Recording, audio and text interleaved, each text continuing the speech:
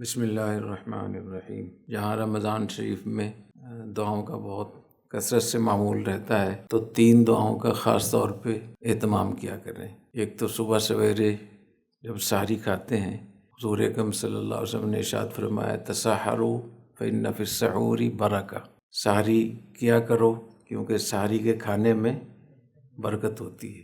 تو یہ دعا مانگ لیا کریں کہ یا اللہ، آپ کے حبیب صلی اللہ علیہ وسلم نے یہ ارشاد فرمایا ہے کہ سحری کیا کرو کیونکہ سحری کے کھانے میں برکت ہے۔ تو یا اللہ، میں سحری کر رہا ہوں، یا اللہ اس برکت والے کھانے کی برکت مجھے عطا فرما۔ اور برکت کا لفظ ایسا ہے عربی میں کہ اس کا ابھی تک کسی اور زبان میں ترجمہ نہیں ہو سکا ہے۔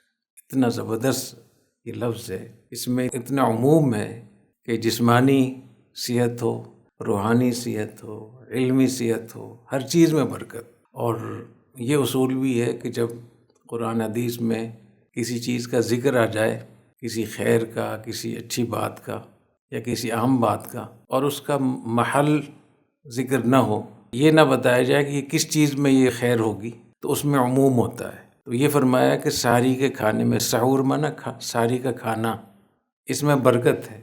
کس چیز میں برکت ہوگی؟ صحت میں، جسم میں، روحانیت میں، مال میں، اولاد میں۔ یہ ذکر نہیں کیا، اس کا مطلب ہے کہ ہر چیز میں برکت ہوگی۔ وہ خیر جو اللہ تعالیٰ کی طرف سے تحفتاً دی جائے، وہ خیر جو اللہ تعالیٰ کی طرف سے تحفتاً دی جائے، انعام کے طور پہ دیے جائے، اس کو برکت کہتے ہیں۔ تو جو لوگ بہت سارے امراض میں مبتلا ہیں، پریشان رہتے ہیں، تو جہاں وہ اور دوائیں کھاتے ہیں تو یہ دعا بھی کر لیا کریں۔ تو جسمانی صحت کے بھی دعا کر لیا کریں۔ تعلیم کے حوالے سے آپ کو مشکلات ہیں، اس کے لیے دعا کیا کریں گے، اللہ میرے علم میں برکت عطا فرما، میری صحت میں، میری روحانیت میں، میرے مال میں، اولاد میں۔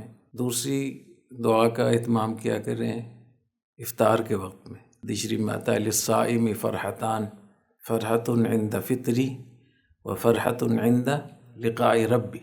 فرمایا کہ روزے دار کو 2 خوشیاں ملتی ہیں، ایک خوشی افطار کے وقت ملتی ہے اور دوسری خوشی موت کے وقت جب اللہ سے ملاقات ہوتی ہے۔ تو اللہ تعالیٰ سے دعا مانگا کریں کہ یا اللہ ایک خوشی تو آپ نے ہمیں دکھا دی، جب بھی جو لوگ بھی افطار میں بیٹھے ہیں تو ان کو ظاہر ایک خوشی ہوتی ہے افطار کرنے کی، تو اللہ تعالیٰ سے دعا مانگیں کہ یا اللہ آپ اتنے بڑے کریم ہیں، جب آپ نے یہ خوشی دی ہے تو دوسری خوشی بھی آپ ہمیں عطا فرمائیں۔ اور اللہ کی رحمت سے یقین رکھنا چاہیے، یہ ہو نہیں سکتا کہ ایک چیز اللہ دے دے اور دوسری چیز نہ دے۔ انسانوں میں تو کوئی کنجوسی ہو سکتی ہے، کوئی مسئلہ ہو سکتا ہے، اللہ تعالیٰ کے ہاں تو کسی چیز کی کمی نہیں ہے۔ تو 2 خوشیاں اللہ تعالیٰ روزے دار کو دیتے ہیں، ایک افطار کے وقت میں اور ایک موت کے وقت میں۔ تو موت کے وقت خوشی ملنا یہ کتنی بڑی بشارت ہے جنت کی۔